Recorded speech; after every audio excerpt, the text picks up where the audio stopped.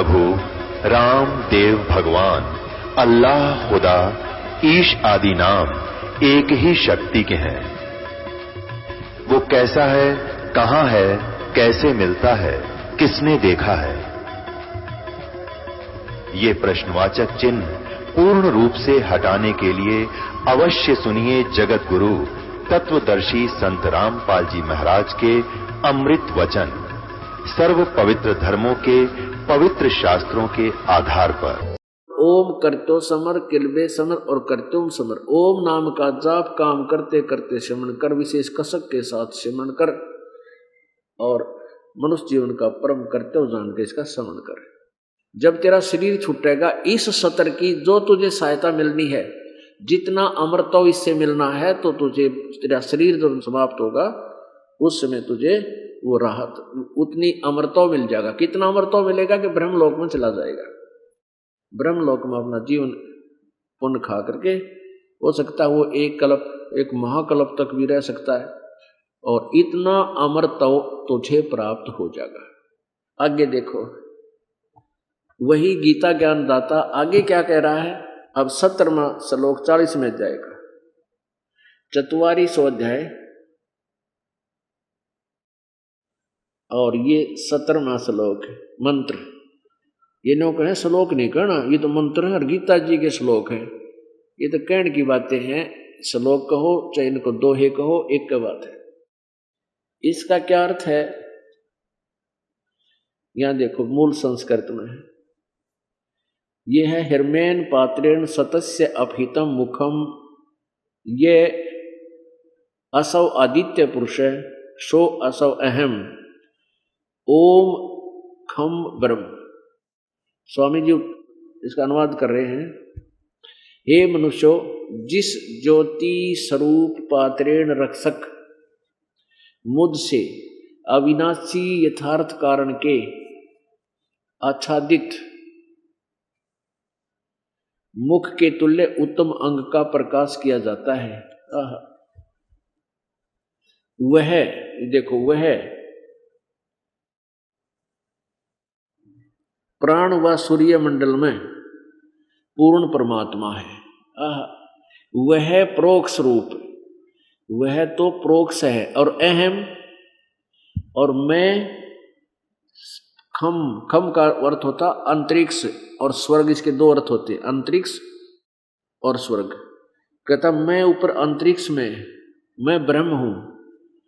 अहम ओम खम ब्रह्म, ये अहम यहां लिखा, अहम ओम खम ब्रह्म, मेरा ओम नाम है और मैं इस अंतरिक्ष में मैं ब्रह्म अंतरिक्ष में रहता हूं, मेरा ओम नाम है। ये क्या बताते हैं, वह पूर्ण परमात्मा है, कोई और वह प्रोक्ष रूप है, और मैं सबका मैं प्रकाश के तुल्य व्यापक, सबके गुण कर्म और स्वभाव करके अधिक हूं। ब्रह्म का अर्थ कर दिया अधिक, और ओम सबका रक्षक मैं, जिसका ओम ऐसा नाम जानो। अब हमने ये लेना है कि इस ब्रह्म से अन्य कोई और पूर्ण परमात्मा है,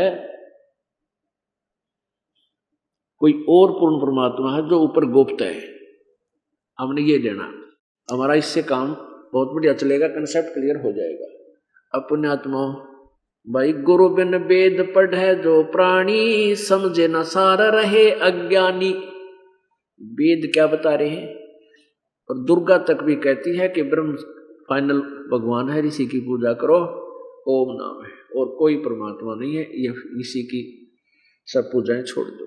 और ब्रह्म कह रहा है कि वो परमात्मा कोई और है, उसकी पूजा कीजिए।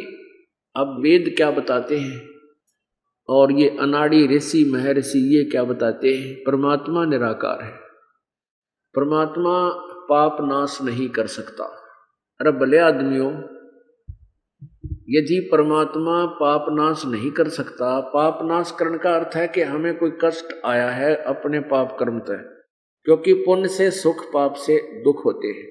तो दुख आपके ऊपर आया तो आपने परमात्मा की चाह पड़ी, परमात्मा की तलाश हुई, और ये कहे कोई कि भगवान पाप नहीं काट सकता, अक्षमा नहीं कर सकता, तो फिर तेरा पाप नहीं कटा तो दुख निवारण नहीं हुआ, फिर भगवान की आवश्यकता खत्म हो जाएगी और सब नास्तिक बन जाएंगे। और काल यही चाहता है, यह ज्योति निरंजन चाहता है कि अपने इस 21 ब्रह्मांड में किसी को भी ज्ञान ना होने दो। और ये नकली संत ऋषि महर्षि प्रभुता के भूखे, इनको ज्ञान क्या है था को नहीं, और एक संस्कृत भाषा सीख के और ऐसे उआवाई का ज्ञान इकट्ठा करके अपने अनुभव की अलग पुस्तक बना गए और उन पर लिख गए कि ये मैंने वेदों के शास्त्रों के प्रमाण के आधार से लिखा है, जो वेदों को नहीं समझ सकता इसको पढ़ो, और वेदों अनुसार वेदों वाले ही ज्ञान इसमें दिया है। अब भोली आत्माओं को ये विश्वास हो गया कि हमारे जो गुरुजी थे ये संस्कृत भाषा के ज्ञाता थे और सभी सदग्रंथ संस्कृत भाषा में विद्यमान हैं, तो उनको कोई शंकाएं ना रही कि गुरुजी ने जो लिखा है अपने अनुभव की पुस्तक में वो वेद के विरुद्ध हो सकता है। सपने में भी नहीं सोचा उन्होंने, इसलिए उनके लोक वेद दंत कथाओं को ही आगे आधार मानकर अपना जीवन नष्ट करते रहे। उसके लिए दिखाते हैं आपको एक, पहले तो दिखाते हैं सतयुग के उन गुरुओं का, देवताओं के गुरुओं की व्याख्या देखिएगा। श्रीमद् देवी भागवत सचित्र मोटा टाइप, और ये कहाँ से प्रकाशित है? गीता प्रेस गोरखपुर से। इसके संपादक हनुमान प्रसाद पोदार चंद्रलाल गोस्वामी। ये वही है जो अभी आपको दिखाई। ये रह रहकर इसलिए दिखानी पड़ती है क्योंकि ये प्रचार कुछ दिनों में पूरे विश्व में और टेलीविजनों पर परमात्मा दया करेंगे अपने बच्चों के लिए, तो फिर रह रहकर ये फिर दिखाने आवश्यक है। प्रकाशक में मुद्रक गीता प्रेस गोरखपुर, गोविंद भवन कार्यालय कोलकाता का संस्थान, ये यहां से छपा है।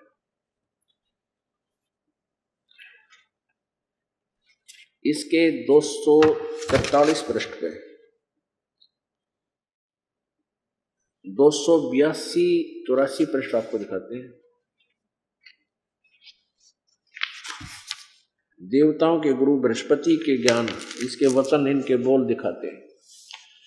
5वां स्कंध संक्षिप्त देवी भागवत 282 पृष्ठ पे व्यास जी कहते हैं कि देवराज, कोई कथा सुना रहे व्यास जी, देवराज इंद्र की बात सुनकर, ये स्वर्ग के देवताओं का राजा है इंद्र, और बृहस्पति जी इन सब देवताओं के गुरु जी हैं। देवराज इंद्र की बात सुनकर बृहस्पति जी उनसे कहने लगे, प्रारब्ध कर्मों का अभाव बिना भोगे नहीं हो सकता। यह स्पष्ट है आर्य, संपूर्ण देवता तुम्हारे सहायक है, तुम स्वयं भी बुद्धिमान हो, फिर भी जो होनी है वह होकर ही रहेगी, तुम उसे टाल नहीं सकते। ऐसी स्थिति में सुख और दुख की चिंता में नहीं पड़ना चाहिए। महाभाग सुख और दुख ये दोनों कर्मशः पुण्य और पाप के अक्षय के सूचक हैं। अब क्या बता रहे हैं? तो अतएव विद्वान पुरुषों को चाहिए कि सुख के अभाव में भी सर्वथा आनंद का ही अनुभव करे। अतएव महाराज इस अवसर पर सुयोग्य मंत्रियों से परामर्श लेकर विधि पूर्वक यत्न करने में कटिबद्ध हो जाओ। यत्न करने पर भी जो होनहार होगा वही तो सामने आएगा, वह तो सामने आएगा। अब देखो, प्रारब्ध कर्मों का अभाव बिना भोगे नहीं हो सकता, यानी ये तक भोगने पड़ेंगे। यानी आपके दुख है तो दुख भोगना पड़ेगा। और क्या निष्कर्ष दे दिया कि ऐसी स्थिति में सुख और दुख की चिंता में नहीं पड़ना चाहिए। सुख और दुख ये दोनों कर्म से पुण्य और पाप के अक्षय यानी नाश के सूचक हैं। यानी सुख है तो आपका पुण्य नाश हो रहा है, और आपके ऊपर कष्ट है तो आपके ये पाप नाश हो रहे हैं। ये तरीका है अज्ञानियों का पाप नाश होने का बताना। अतएव विद्वान पुरुषों को चाहिए कि सुख के अभाव में भी सर्वथा आनंद का ही अनुभव करे। अरे वाह! ये तो देवताओं के गुरु बृहस्पति जी के विचार हैं कि जैसे कर्म करेगा वैसा ही फल मिलेगा। पुण्य भी भोगने पड़ेंगे, पाप भी, यानी आपके ऊपर जो कष्ट आया है या आएगा आपकी किस्मत का, प्रारब्ध कर्मों का, वो तो भोगने से ही कम होगा, उसका कोई विकल्प नहीं। आपके कष्ट को टाला नहीं जा सकता। फिर भी कहता है कि विद्वान पुरुषों को चाहिए कि दुख में भी सुख का अनुभव करे। अरे वाह, पेट में पीड़ा हो जाए, किलकी मारा आदमी, अब नो क्या कोई बात नहीं, पेट में पीड़ा है तो अभी भी तुम सुख का अनुभव कर। बृहस्पति जी का कभी पेट में दर्द होया जो पता लगेगा, किलकी मारेगा या अनुभव सुख का करेगा? ये कोई समाधान है इन ऋषियों का?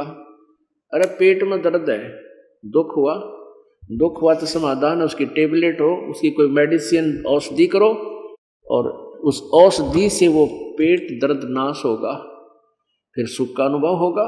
ऐसे ही पाप से जो कष्ट आपके ऊपर आए हैं वो पाप का नाश होगा, नाश करेगा प्रभु पूर्ण परमात्मा। फिर आपको चैन होगी जब आपकी टेंशन मिटेगी। एक पंडारा गांव है, जींद के कतीसार है, बिल्कुल साथ लगता, और वहां इन गीसा पंथियों का, ये भी कबीर पंथी कहलाते हैं लेकिन नकली, इनका अपना एक डेरा है, इनके पास यथार्थ ज्ञान नहीं है। तो इनका एक वहां पर 2 आश्रम है, एक आश्रम में सत्संग हो रहा था और वहां 4 दिन सत्संग कराया करते, वो पाठ चला करता था। दास भी तब तक उपदेश देने का अधिकार नहीं मिला था इस दास को। प्रभु ये दिखा रहे थे कि इनको देखिए किसे संत हैं, तो वहां जाते थे, उनके सत्संग सुने।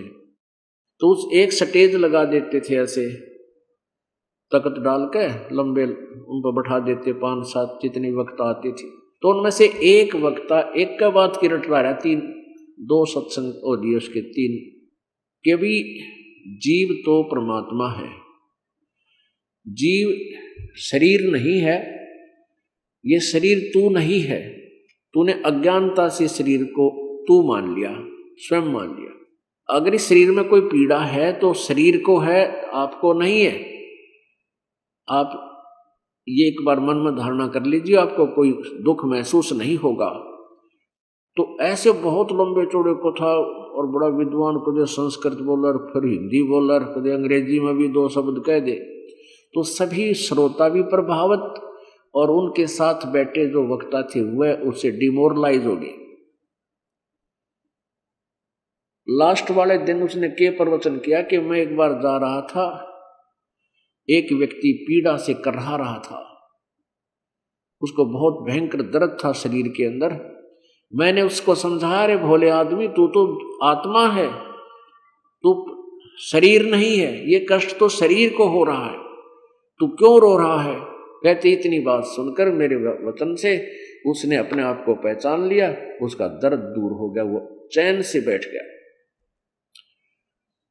अपने आत्मा श्रोता तो जो भी वक्ता कह रहा है उसने सच्ची मान लेता है, चल ठीक कह रहा है, क्योंकि स्वयं ज्ञान नहीं था मैं। अब वो सत्संग करके समापन हो गया 2 बजे से 1:30 बजे से, वो जाके अपने कमरे में, अलग से कमरे उनके अलॉट कर रखे थे एक एक, उस कमरे में चैन वो लेटा। आधे घंटे के बाद में उसके हिसाब पेट में भयंकर पीड़ा हुई, न चिल्लावा डांगर की डाल, पशु की तरह मारा करके, आयो मर गया, आयो मर गया। ये आम लोटे थे थोड़े से, आँख लगेंगे इतना, उसकी बाद चिल्लाहट सुनी। इतने में दूसरे आश्रम से गाड़ी लाए, कार, उसने उसमें डाल के 2-3 किलोमीटर वहाँ से शहर है, वहाँ ले गए जींद में। वो सुबह 5-6 बजे लाए उसको डॉक्टर से, उसका चैन हुई, आ गया। और उतर के गाड़ी में तीनों चाले शायद जैसे जच्चा चाले लग रहे हैं। और फिर वो जो दूसरे उसके साथी थे वक्ता संत, वो थे तो वह भी नकली है, वो आके उनमें से कहने लगे उनको, उस नकली को, कि महाराज जी तो आत्मा था, और तू क्यों रो रहा था भाई? शरीर को दर्द था, आपको तो था ही नहीं, क्यों किलकी मारा था रात ने, अड़पड़न भी ना दिए एक डांगर। तो नो कहे चल चल अपना काम कर। तो ऐसे हैं ये नकली, और ये ऐसी थोड़ी बृहस्पति जी की है। नो कहे दुख में भी सुख का अनुभव करे। पेट में दर्द हो नौका चैन ते लेट जा, रोवे मत।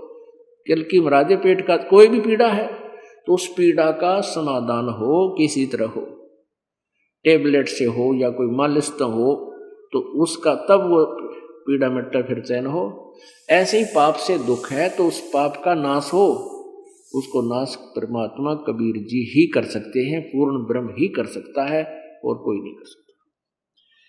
अब आगे देखो, इन राक्षसों के गुरु अपनात्माओं, जैसे अभी इसी 414 पृष्ठ पर लिखा है कि जो पहले वाले युगों में सतयुग त्रेता में जो राक्षस माने जाते थे वो वर्तमान के ब्राह्मणा जैसे थे, वो राक्षस थे, यानी वो भी भक्ति करते थे। अब जैसे प्रहलाद एक पुण्यात्मा था, ये सभी साधना भक्ति वेदों अनुसार जैसा इनको ज्ञान मिला समझा वेदों को ऐसे ही करते थे, लेकिन वो मर्यादा का पालन ना करके सारे विकार भी करते रहे, साधना भी करते रहे, इसलिए उनको हे समझने लगे, उनको राक्षस की कैटेगरी दे दी। और थे वो सभी थे तो अच्छी आत्माएं, लेकिन उन्होंने मर्यादाओं का पालन नहीं किया भक्ति मार्ग का, इसलिए वो राक्षस कहलाए। जो मर्यादा का पालन करते रहे वो देव कहलाए। और ये सभी हैं ब्रह्मा जी के ही पुत्र, ब्रह्मा जी की संतान हैं, और ब्रह्मा वाले ज्ञान को ही ये दोनों पक्ष आधार मानते हैं।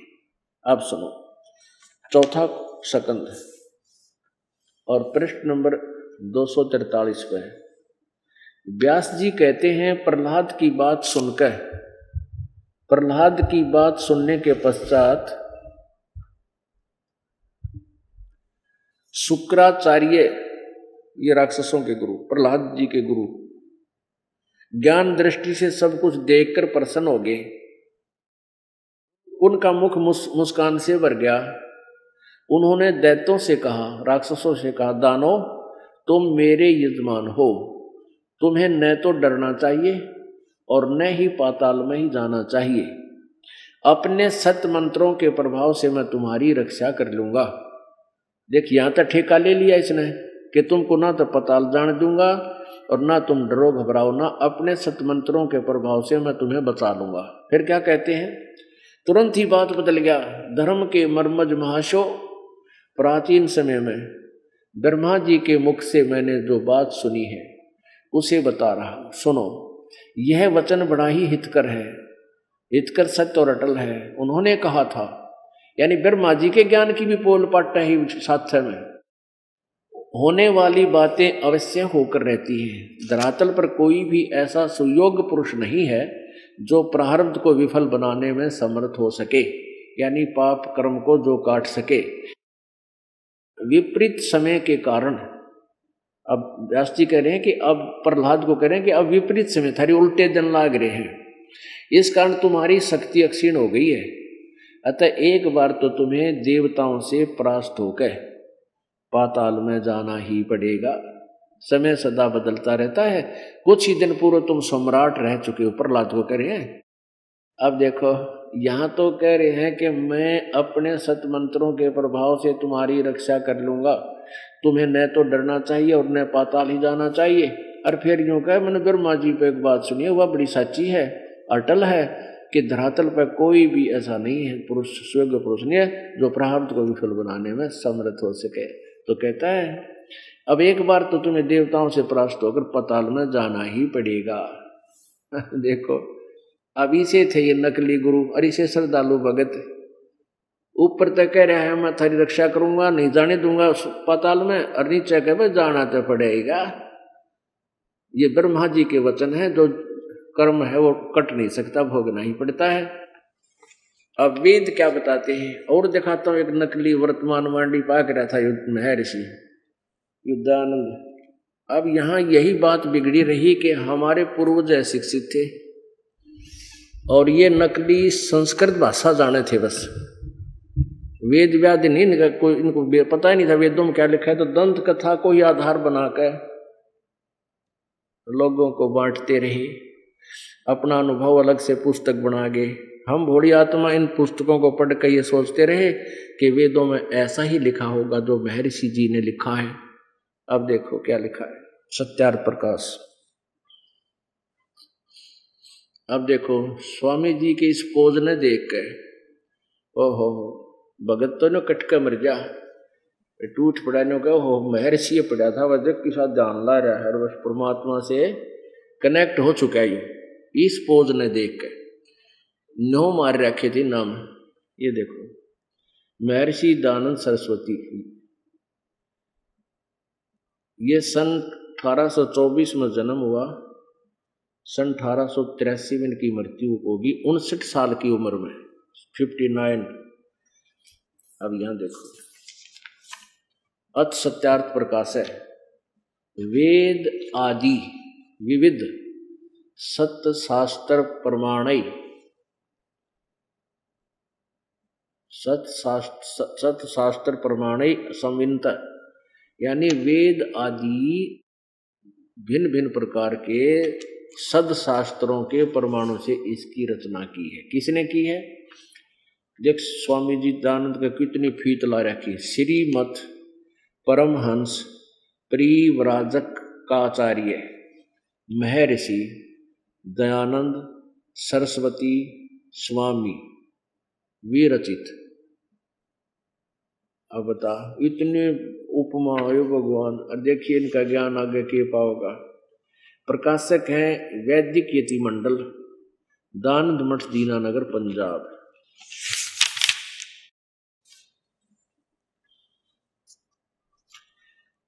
और प्रकाशक है वैदिक यति मंडल दानंद मठ दीनानगर पंजाब, फोन नंबर इतना।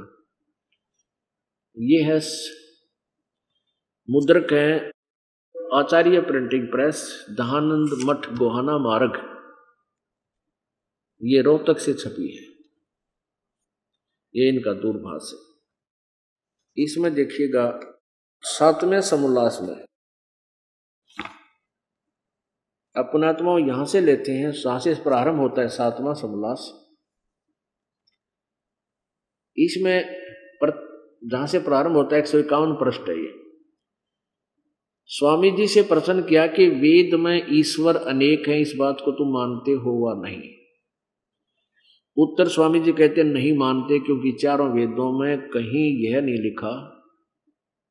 नहीं मानते क्योंकि चारों वेदों में यह कहीं नहीं लिखा कि जिससे अनेक ईश्वर सिद्ध हो, किंतु यह तो लिखा कि ईश्वर एक है। इसके लिए प्रथम उसमें आते हैं अपनात्माओं। यहां देखना ये क्या कह रहा है कि किसी ने प्रश्न किया कि वेद में अनेक भगवान हैं, प्रभु हैं, आप मानते हो? स्वामी जी कहते नहीं मानते, कि कहीं भी वेद में ये नहीं लिखा है कि जिससे अनेक परमात्मा सिद्ध हो। और अभी आपको दिखा यजुर्वेद अध्याय नंबर 40 के श्लोक नंबर 17 में 2 भगवान। खुद लिखता है कि वो पूर्ण परमात्मा तो ऊपर प्रोक्ष है और मैं ब्रह्म हूं, मैं अंतरिक्ष में आकाश में रहता हूं। 2 भगवान हो गए। आगे देखिए, अब ईद का प्रथम समोल्लास में परमात्मा के नामों की व्याख्या करते हुए स्वामी दयानंद जी बताते हैं। समोल्लास प्रथम समोल्लास है, प्रश्न नंबर 15 पे। सबसे बड़ा होने से ईश्वर का नाम ब्रह्म है। अपनात्माओं यहां हम ईश्वर कहें चाहे ब्रह्म कहें, सबसे बड़ा होने से ईश्वर का नाम ब्रह्म है, यानी ब्रह्म ईश्वर को ही बोलते हैं इनकी इसकी थ्योरी में, इसके सिद्धांत में।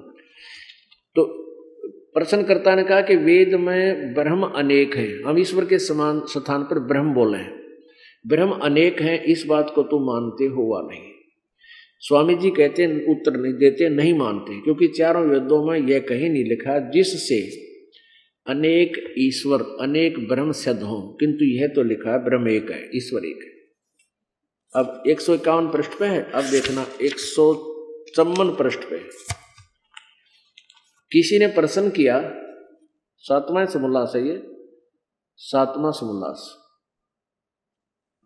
किसी ने प्रश्न किया कि परमात्मा साकार है व निराकार? स्वामी जी ने उत्तर दिया निराकार। अच्छा देखो 155 पर साकार सिद्ध कर रहा है और 2 भगवान सिद्ध कर रहा है अपनी कलम तय। किसी ने पूछा, प्रश्न किया, परमेश्वर की स्तुति प्रार्थना और उपासना करनी चाहिए व नहीं? स्वामी जी कहते हैं उत्तर करनी चाहिए। तो प्रश्नकर्ता कहता है, क्या स्तुति आदि करने से ईश्वर अपना नियम छोड़ स्तुति प्रार्थना करने वाले का पाप छुड़ा देगा? अब स्वामी जी कहते नहीं, पाप नहीं छुड़ा देगा। तो फिर स्तुति प्रार्थना क्यों करना? वो ठीक है, भी फिर प्रार्थना की स्तुति की जरूरत रहेगी। स्वामी जी कहते हैं उनके करने का फल अन्य ही है। प्रश्नकर्ता कहता क्या क्या है? स्वामी जी का उत्तर, स्तुति से ईश्वर में प्रीति, उसके गुण कर्म स्वभाव से अपने गुण कर्म स्वभाव का सुधरना, प्रार्थना से निरअभिमानता, उत्साह से सहायता का मिलना, उपासना से परब्रह्म से मेल और उसका साक्षात्कार होना। यो कर दिया तोड़ सारी, अपनी सिद्धांत को आप पर नाश कर दिया, अपनी व्याख्या को आप ही कैंसल कर दिया। इससे कितने सिद्धांत, इसके 2 सिद्धांत तो ये खत्म हो गए कि परब्रह्म क्या है? दो भगवानों का बोध है परब्रह्म। जैसे एक दादा, एक परदादा, एक परदादा, दूसरा दादा, तो 2 दादा हो गए। ऐसे ही ब्रह्म और परब्रह्म, इन्हीं की थ्योरी के अनुसार 2 परमात्मा का बोध है।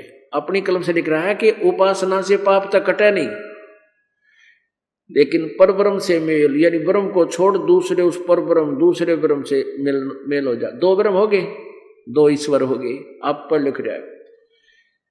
और साक्षात्कार तो साकार से होता है, निराकार से नहीं। जैसे बच्चा एग्जाम इंटरव्यू देने जाता है, साक्षात्कार के लिए जाता है, दोनों आमने सामने आकार में होते हैं, तब उनका साक्षात्कार होता है। अब 2 तो इसने आप पे कैंसिल कर दिया अपनी थ्योरी के परमात्मा अनेक नहीं है, जबकि वेद भी बता रहे हैं, ये स्वयं भी लिख रहा है कि अनेक हैं, 2 है। ये कहता है कि नहीं, और 2 वेदों में कहीं ऐसा नहीं लिखा जिससे अनेक ब्रह्म सिद्ध हों, अनेक ईश्वर सिद्ध हों। वेद भी सिद्ध कर रहे हैं, यू भी अपनी थ्योरी आप पे कैंसिल कर रहा है। और परमात्मा साक्षात्कार से तो अब पैसे हो गया, वो साकार है। अब रही बात, परमात्मा पाप नाश नहीं करता, इसको वेद झूठा कर देंगे। इसका वेदों ने तो पहले भी कर दिया कि परमात्मा अनेक हैं। यजुर्वेद अध्याय नंबर 40 के अभी आपको दिखाया था मंत्र नंबर 17 में 2 परमात्मा, एक पूर्ण परमात्मा ऊपर प्रोक्ष है, और मैं ब्रह्म हूं। वेद ज्ञानदाता कहता मैं ब्रह्म हूं, मेरा ओम नाम है। अब यजुर्वेद अध्याय नंबर 8 के श्लोक नंबर 13 में देखिएगा। यजुर्वेद ये महर्षि दान सरस्वती द्वारा ही अनुवादित है।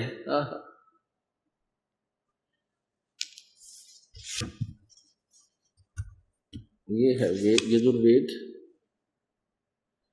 देख, यजुर्वेद के ऊपर किसा इसका तो मोहर ला रखी थी, जैसे यू ए राइटर है वेदों का, और इस यू ए सर्वेश्वर है यजुर्वेद पे भाषा भाष्य।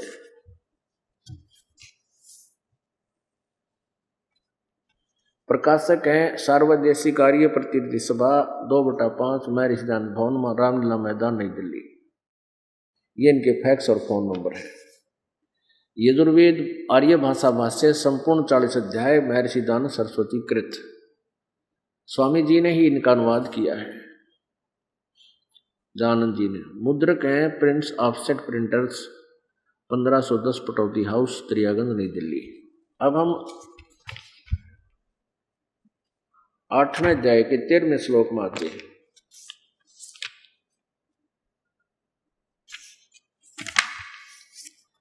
ये देखिएगा 8वां अध्याय और 241 पृष्ठ पे, ये नीचे इसका मूल संस्कृत है। 13वां श्लोक है 8वें अध्याय का। इसमें लिखा है कि देव कर्तस्य एनस्य अवजनमसि, मनुष्य कर्तस्य एनस्य अवजनमसि, पितर कर्तस्य है एनस्य अवजनमसि, आत्म कर्तस्य है एनस्य अवजनमसि। यहां देखिएगा 242 पृष्ठ पे इन्होंने अनुवाद किया है।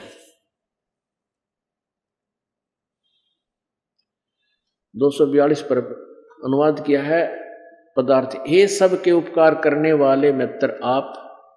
अब देखो ये इतना चतुर था, ये चातुर प्राणी था। आए हाय, परमात्मा कबीर जी ने कहा है कि चातुर प्राणी चोर हैं और ये मूड मुगध है ठोठ, ये संता के नहीं काम के, इनकी देगड़ जोठ। ये थोड़े मरे फिर इन दौरे पड़े रहे, नकलियां दौड़। ये तो चातुर प्राणी थे, ये नकली संत ऋषि महर्षि।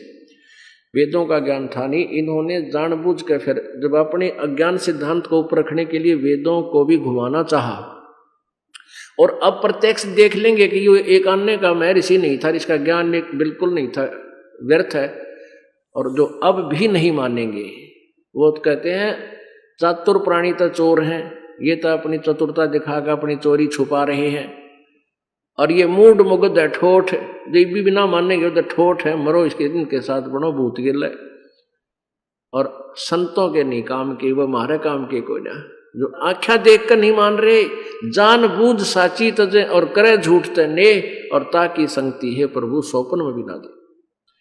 अब दिखाते हैं, यहां इसने लिख दिया मित्र।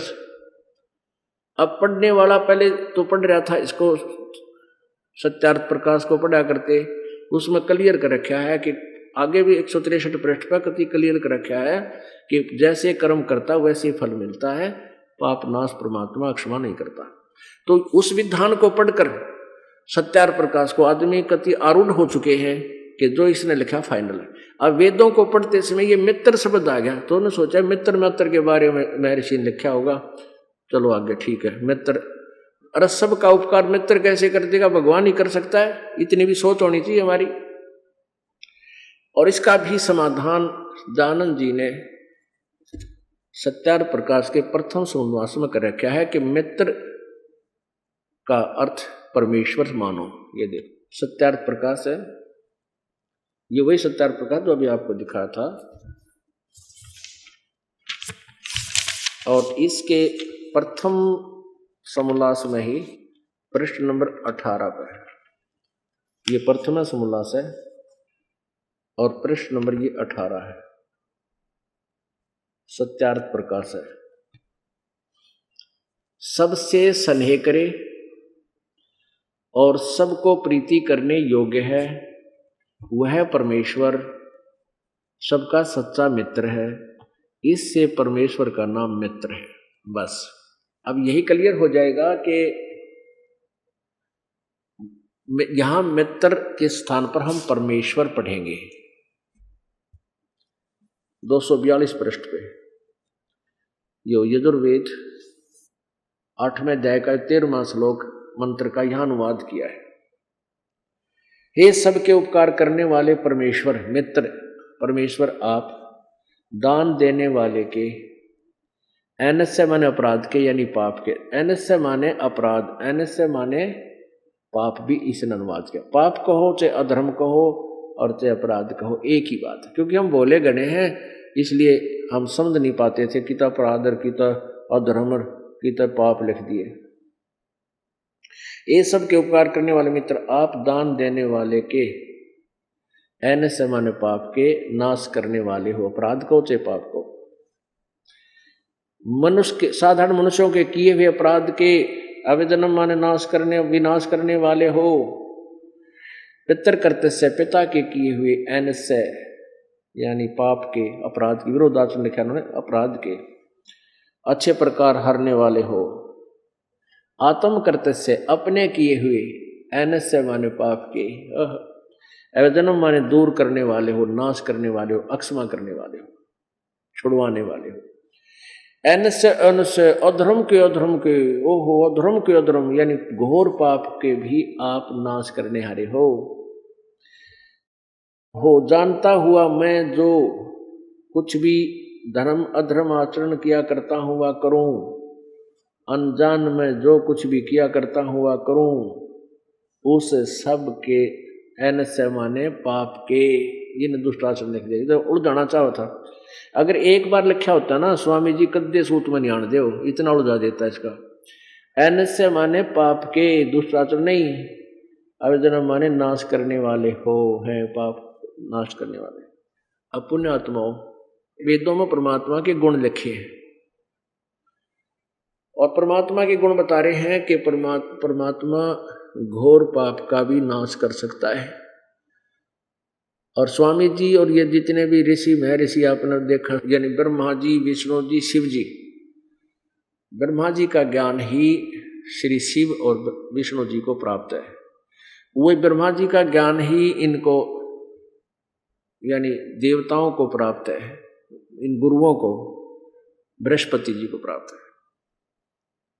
तो ये तो कह रहे हैं कि प्रारब्ध कर्म यानी पाप कर्म नाश नहीं हो सकता, और वेद बता रहे हैं पाप नाश कर देता परमात्मा, घोर पाप का भी नाश कर देता है। अब जैसे महर्षि दानंद जी की थ्योरी क्या बता, अपना सिद्धांत पढ़ा, इनकी व्याख्या पढ़ी कि उपासना से पाप तो नाश होते नहीं और परब्रह्म से मेल उसका साक्षात्कार हो जाता और फल है। अब कोई वैद्य का बोर्ड ला रहा हो, डॉक्टर का, और उसके पास कोई जाकर कहे क्या औषधि से रोग नाश हो जाता है, और वो नकली वैद्य कहे कि औषधि खाने से रोग नाश नहीं होगा। स्वाभाविक बात है, मरीज तन्यों का फिर औषधि किस लिए खावा भाई, कि इससे और लाभ है क्या, कि पहलवान बन जाएगा, तेरे मसल बन जाएंगे। अरे भले आदमी जान जानना हो रही है, अन्यों का दवाई खाने से पहलवान बन जाएगा, यानी और लाभ है। अब परमात्मा की साधनाते हैं, पाप तो नाश हुआ नहीं और परमात्मा मिल जाएगा, ब्रह्म छोड़ पर ब्रह्म मिल जाएगा और उसका साक्षात्कार हो जाएगा। मिलना शब्द भी साक्षात्कार साकार से ही है, निराकार से मिल रहा है क्यों, तो सब जगह फिर व्यापक है, तो आप पर मिल रहे हैं, उससे पहले भी मिला हुआ था, उपासना से भी पहले मिला हुआ है। अपना आत्मा जैसे साबुन के गुणों में लिखा हो कि साबुन कपड़े के मैल छुड़ा देता है, नाश कर देता है।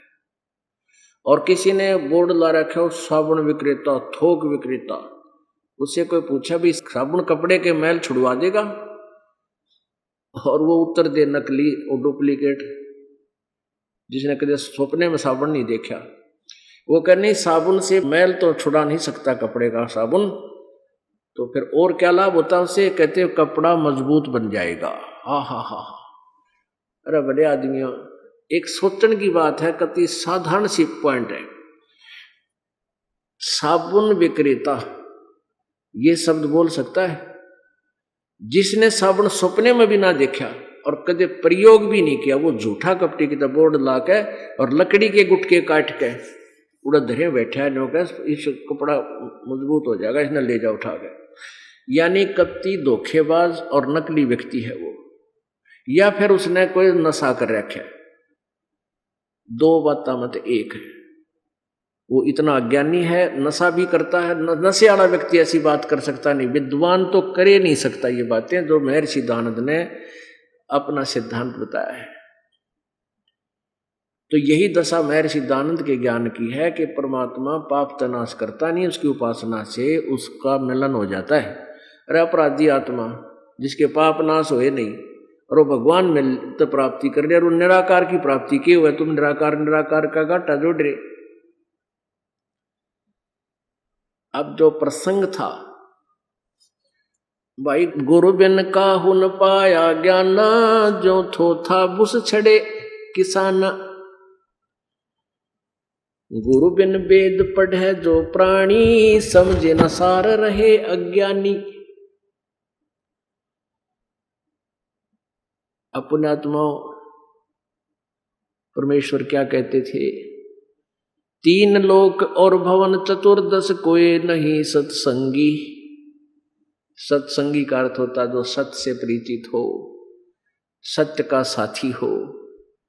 कोई भी सत्य से परिचित नहीं, यथार्थ ज्ञान से परिचित नहीं, ना ब्रह्मा जी, ना विष्णु जी, ना शिव जी, और ना ही ये सतयुग में ब्राह्मण ऋषि महर्षि और गुरु इनके बृहस्पति जी, शुक्राचार्य जी। और ये नकली कलियुग के महर्षि दानंद जैसे तो बहुत दूर की बातें, ये तो कुछ भी ना जाने था, नरी भांग पिए पड़ा रहा करता, बुला कर समाधि भांग पी कर बैठ जाता, पड़ा रहता 6-6 8 घंटे बैठा रहता। लोग इन्हें सोचते भाई तो महर्षि पड़ा है और समाधि ला रहा है और पी के भांग आदमी चाहे जाडे में बैठा रहो चाहे सर्दी में कितना पड़ा रहो, शराब पी के उसने क्या पता। अब ये भांग पीता था महर्षि दानंद। अपने आत्मा ये देखिएगा, स्वामी जी भांग पीते थे दानंद जी, और किस चीज में लिखा है ये देखिएगा, महर्षि दानंद सरस्वती का जीवन चरित्र। अमर शहीद पंडित लेखराम द्वारा संकलित प्रमाणित उर्दू भाषा का आर्य भाषा में अनुवाद। अनुवादक हैं आर्य महाउपदेशक श्री कविराज रघुनंदन सिंह निर्मल। संपादक हैं पंडित हरिश्चंद्र विदालंकार। प्रकाशक आर्य समाज, नया बास, दिल्ली 6 स्वर्ण जयंती के उपलक्ष्य में। इसके प्रश्न नंबर 38 पे है, ये देखिएगा।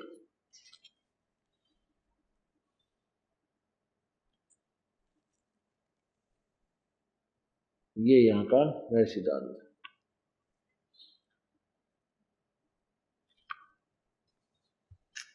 ये क्या कहता है, 1 अक्टूबर सन 1856। देखियो 1857 में इनके विषय में लिखा कि स्वतंत्रता संग्राम में इनका बड़ा योगदान था, और सन 1856 अक्टूबर में तो भांग पिए पड़ा था।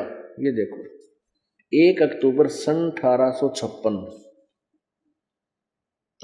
बुधवार तदनुसार आसोज सुदी 2 संवत 1913 को दुर्गा कोहू के मंदिर पर जो चांडाल गढ़ में स्थित है पहुंचा। वहां मैंने 10 दिन व्यतीत किए। अपने आप लिख रहा है स्वामी जी। वहां मैंने चावल खाने बिल्कुल छोड़ दिए और केवल दूध पर अपना निर्वाह करके दिन रात योग विद्या के पढ़ने और उसके अभ्यास में संलग्न रहा। दुर्भाग्य से इस स्थान पर मुझे एक बड़ा व्यसन लग गया, अर्थात मुझको भंग सेवन करने का अभ्यास पड़ गया, और यानी भांग पीने लग गया, और प्राय उसके प्रभाव से मैं मूर्छित हो जाया करता था। पुण्यात्माओं,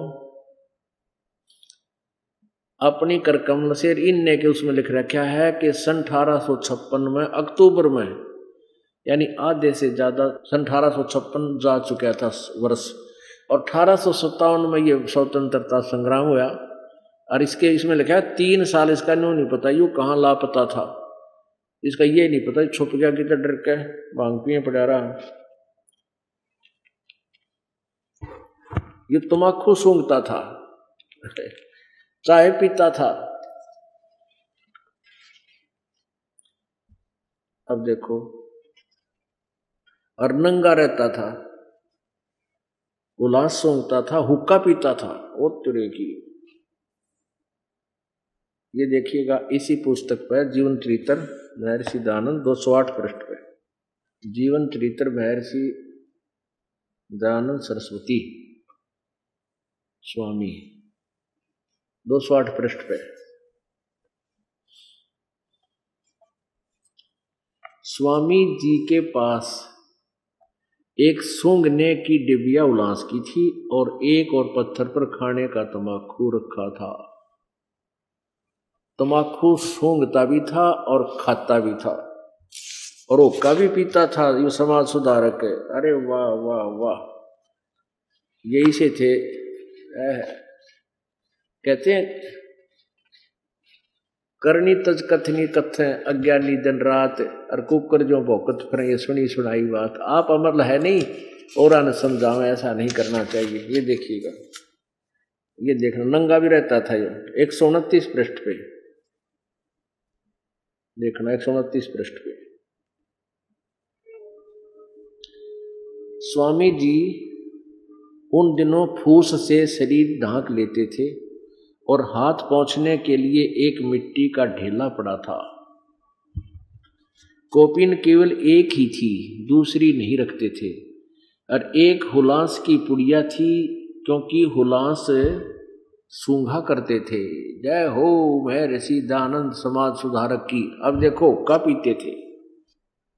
ये कति नंगा रहता था, कति नंगा। पहले हुक्का पीते थे, ये दिखाते हैं 302 पृष्ठ पे। पुण्यात्माओं, दास अपनी तरफ से कुछ नहीं कह रहा, क्योंकि परमात्मा कबीर जी ने इनके अज्ञान के पोल खुलवा कर जनता को ये जचाना है, नकली और असली का भेद बताकर सत्य पर आधारित करने के लिए ये सारा प्रयत्न हो रहा है, ताकि इसको समझेंगे सुनेंगे तभी तो इससे दिल अटकेगा हमारा, फिर हम यथार्थ ज्ञान को प्राप्त करेंगे। तो वेदों में लिखा है, हम इन दंत कथाओं को क्यों ग्रहण करें जिन नकलियों ने हमें बता रखा। हम वेदों को सत्य मानते हैं तो वेदों अनुसार ही साधना करें, कल्याण हो जाएगा। 302 पृष्ठ पे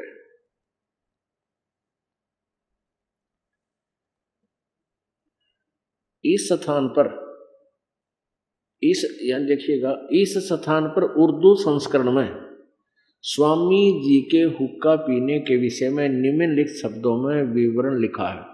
अब ये जो पहले पुस्तक किसी ने उर्दू में लिखी थी, उसका हिंदी अनुवाद है, तो यह अनुवाद करता हिंदी से उर्दू से हिंदी में, वह कह रहा है कि इस स्थान पर, ये ऊपर उन्होंने एक प्रमाण दिया इसका, यहां पर ये नीचे,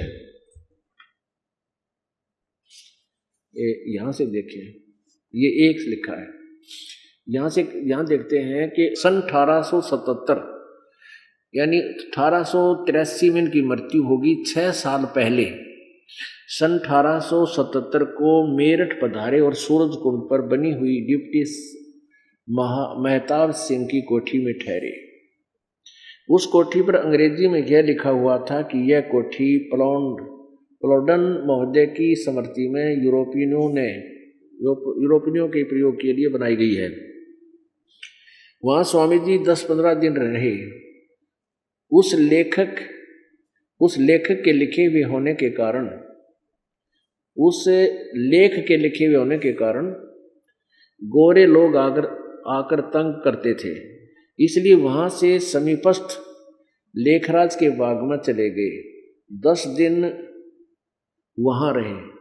यह मकान यद्यपि बहुत अच्छा नहीं था, परंतु पहले मकान में जैसी कठिनाई आई वैसी इसमें कोई विशेष कठिनाई नहीं आई।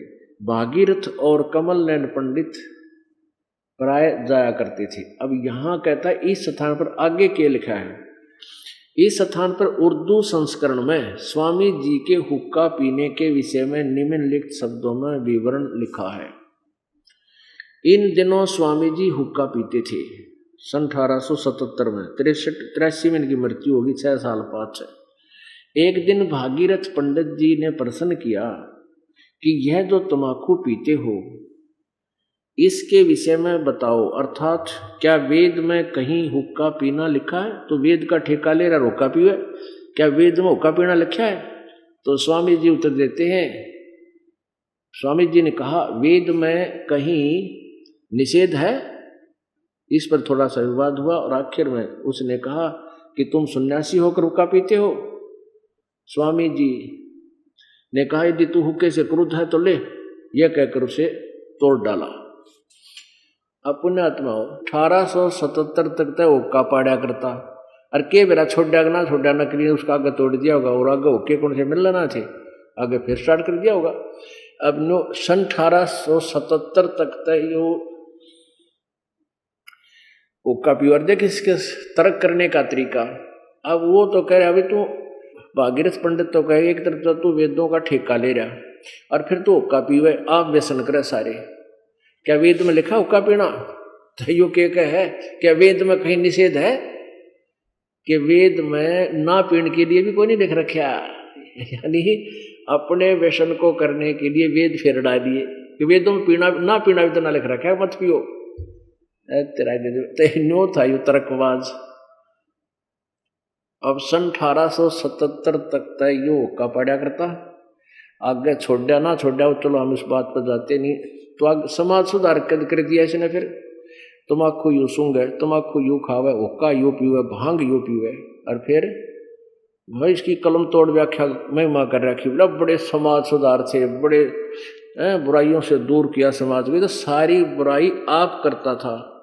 और इसी भांग के नशे में यो सत्यार प्रकाश लिख रहे, क्या इसने सूर्य पर आदमी रहते हैं, सत्यार प्रकाश के 8वें समोल्लास में महर्षि लिखा है।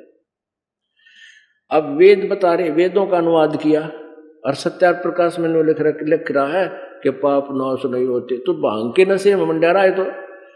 तो कहने का भाव ये है पुण्यात्मा, दास इसका दुश्मन नहीं है, मेरा इसका कोई भाई कोई बंटवारा नहीं है।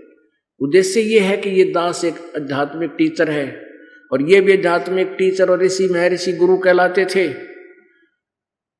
एक टीचर ने यदि सिलेबस के विरुद्ध कोई व्याख्या बता रखी है विद्यार्थियों को, दूसरे टीचर का प्रथम कर्तव्य बनता है कि उस गलत सवाल को ठीक करे, बच्चों के भविष्य को उज्जवल करे। विरोध कौन करेंगे उसका? जो उन पुस्तकों को बेचकर विद्यार्थियों को ठग रहे थे।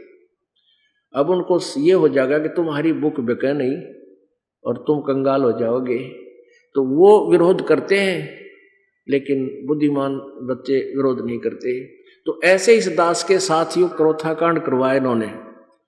इन नकली आचार्यों ने, इन झूठे आचार्यों ने सच्चाई तो बताई नहीं पब्लिक को। रामपाल गुंडा है, आश्रम में ऐसा गंदा कर्म होता है, और मीडिया तक भी छपवा दिया। क्योंकि ये हरियाणा के मुख्यमंत्री जी भूपेंद्र सिंह जी, ये भी आर्य समाजी हैं, और इसका सारा और मिल गया इन नबी, इन झूठा का साथ दे दिया, इनको सच्चे मान के नकलियों को।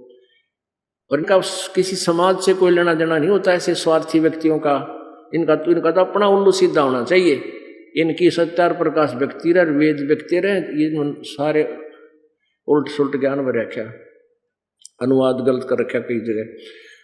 तो इन्होंने कोई लेना देना, समाज बिगड़ो चाहे सुधरो, लेकिन इस दास ने ठेका ले लिया, परमात्मा ने दे दिया। इनकी सबके ज्ञान की खाल तार दूंगा इस तत्व ज्ञान के आधार से, और इसे कर दूंगा, ये बोए नहीं जामेंगे, इनके नाम भी नहीं लिया करेगा इंसान के। लेगा तो ये क्या का मैं ऋषि था, छोड़ क्यों जिक्र करे उसका। और तभी इनसे हृदय हटेगा, और तभी हम सत्य को ग्रहण करेंगे, जब असत्य से हम उल्टे हटेंगे आंखों देख। इसमें और भी कई धमाकेदार चीज है। जो है ना, चाय भी पिया करता, दानंद चाय पिया करता 150 वर्ष पहले। अपने समाज में तो बाद में प्रवेश हुई है, ये 150 साल पहले चाय पिया करता, देखना। ये है पुस्तक नव जागरण के पुरोधा दानंद सरस्वती। लेखक हैं भवानी लाल भारतीय, MA PhD प्रोफेसर तथा अध्यक्ष, दानंद चेयर फॉर वैदिक स्टडीज, पंजाब विश्वविद्यालय चंडीगढ़ से। प्रकाशक है वैदिक पुस्तकालय, परोपकारिणी सुबह, दानंद आश्रम अजमेर, राजस्थान से छपी। और इनके मुद्रक कौन है? केसरगंज अजमेर से सतीश चंद्र शुक्ल, प्रबंधक वैदिक यंत्रालय अजमेर। इसके 381 पृष्ठ पे, इसके 381 पृष्ठ पे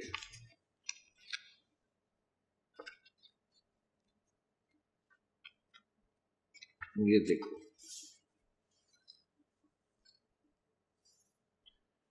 तीन 381 पृष्ठ पे आश्विन द्वितीया पूर्णिमा 1936 विक्रमी संवत तदनुसार, यानी 30 अक्टूबर 1873 में 4 साल पाछड़ की मृत्यु हुई। गुरुवार को साय 6 बजे दानपुर पहुंचे। उनके साथ पंडित भीमसेन, पंडित देवदत्त, एक अन्य पंडित एवं साधु तथा एक सेवक था। आर्य समाज के सभा सदस्यों के अतिरिक्त सैकड़ों लोग उनके दर्शनार्थ एवं स्वागत हेतु स्टेशन पर उपस्थित थे, जिसमें महाराज गाड़ी से उतरे उसमें उन्होंने किनारीदार धोती, किनारीदार दुपट्टा धारण कर रखा था, शरीर पर रेशमी कोट पहने थे। आहा, कहते वो सर पर टोपर, हाथ में रेशम का रुमाल, यौन मत था। कहते हैं शरीर पर रेशमी कोट पहने थे जिसमें चैनदार घड़ी लगी हुई थी।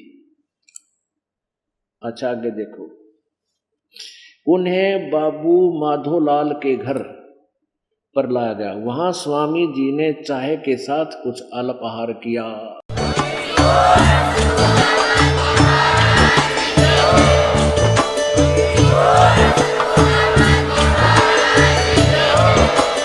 आप सुन रहे थे जगत गुरु तत्वदर्शी संत रामपाल जी महाराज जी के मंगल प्रवचन। अधिक जानकारी के लिए विजिट कीजिए हमारी वेबसाइट www.jagatgururampalji.org। संत रामपाल जी महाराज जी के शुभ आशीर्वाद से पूरे विश्व भर में 500 से भी ज्यादा नाम दीक्षा केंद्र हैं, जिन पर संत रामपाल जी महाराज जी द्वारा ऑनलाइन निशुल्क नाम दीक्षा दी जा रही है। अपने नजदीकी नाम दीक्षा केंद्र का पता करने के लिए संपर्क करें 8222880541।